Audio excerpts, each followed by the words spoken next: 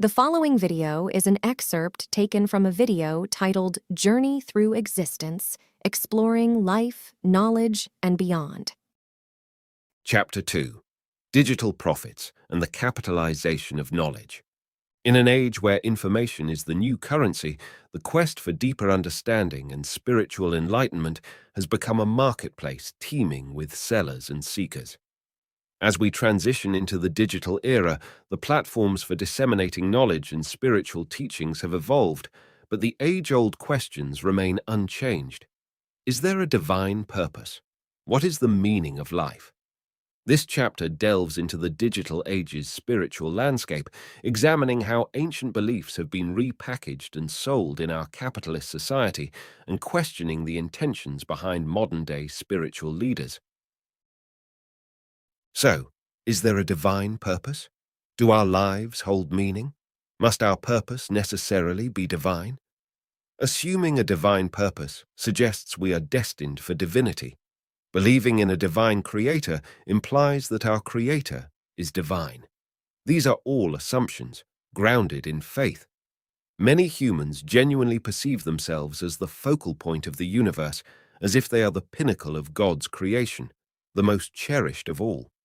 They often express feelings of being blessed and highly favored, which presupposes that they are indeed blessed. However, what if this life is actually more of a curse than a blessing? While some believe we are endowed with life and consciousness as blessings, it's worth considering the opposite. Perhaps we are cursed with consciousness and free will. This perspective might even suggest our awareness is inherently malevolent. It's a startling thought. And no, I'm not advocating Satanism. I don't subscribe to the beliefs in the biblical God or Satan.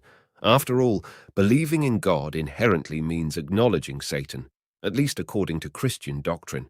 It's a fascinating conundrum to ponder.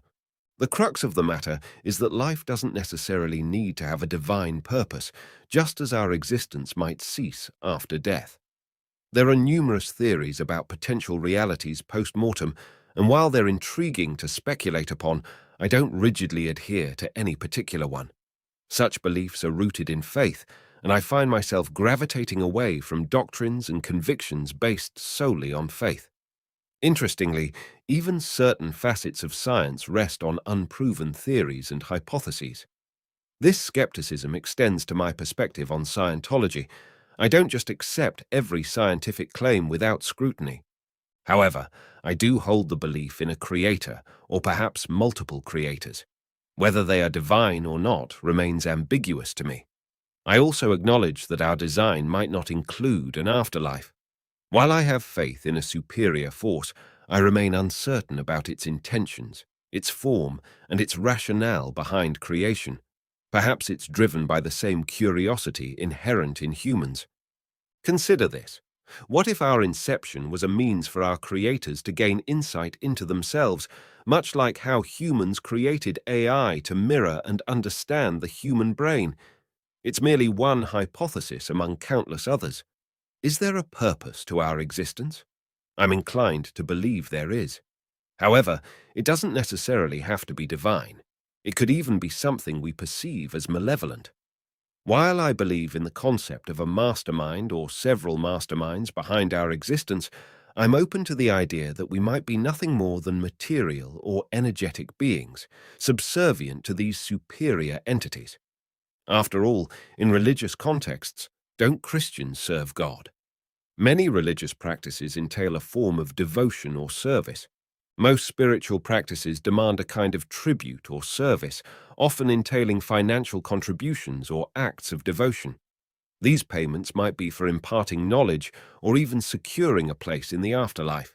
Religions frequently offer the prospects of heaven and hell, while spiritual systems also assure a favorable existence after death. Then there are groups like the Gaianites, Zechariah Sitchinites, Erich von Danikenite, Sumerians, and Chemites, who claim to provide access to hidden or forbidden knowledge, asserting that the Church has concealed this information. Some of these teachings are rooted in racial or cultural backgrounds, Eurocentric views promising an afterlife for Europeans, Afrocentric perspectives assuring an afterlife for Africans, and Asian-centered beliefs offering the same for Asians. As someone who once identified as a Christian, I can confess that I transitioned from embracing the teachings of Jesus to exploring ancient doctrines purported to predate institutions like the Roman Catholic Church and the Council of Nicaea. My journey took me from Jesus to Thoth, from Jesus to Amun-Ra, and from Jesus to figures like Enki and Enlil. My beliefs shifted from angels to the concept of ancient aliens, from winged celestial beings to astronauts in advanced spacecraft.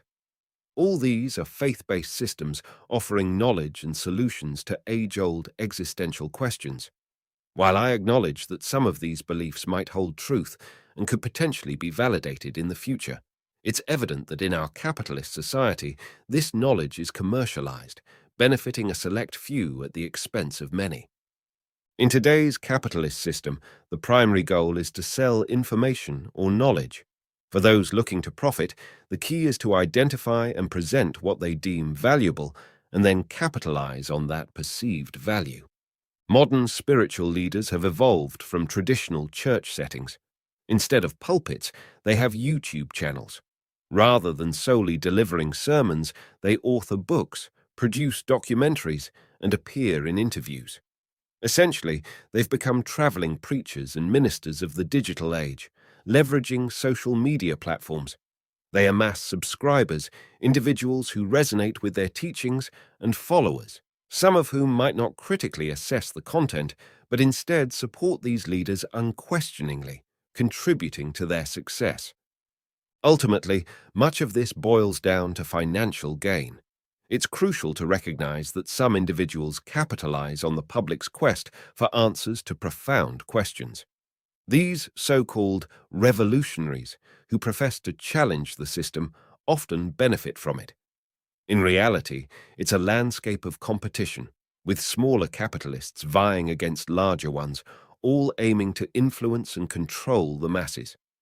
The quest for knowledge and understanding age-old questions has led to a dynamic where some benefit from programming individuals, while others profit from deprogramming or essentially reprogramming them. This landscape turns into a capitalist battleground, reminiscent of a game of Monopoly or even a Game of Thrones. It's a complex game with various players, including kings and queens, and while the outcomes can be numerous, one thing remains consistent. There will always be those who triumph and those who falter.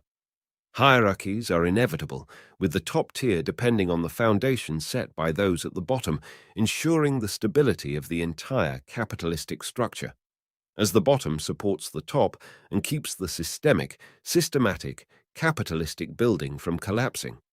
However, it's essential to clarify that not all participants in this system have malicious intentions. Not everyone in the game is nefarious, and not all who seek or disseminate knowledge do so with ill motives. In this system, though, the balance often tips in favor of a minority, leaving the majority with less favorable outcomes. Shifting focus to the concept of purpose, the real question emerges. When will we attain genuine freedom? The liberty to define and embrace our own purpose intentionally and authentically.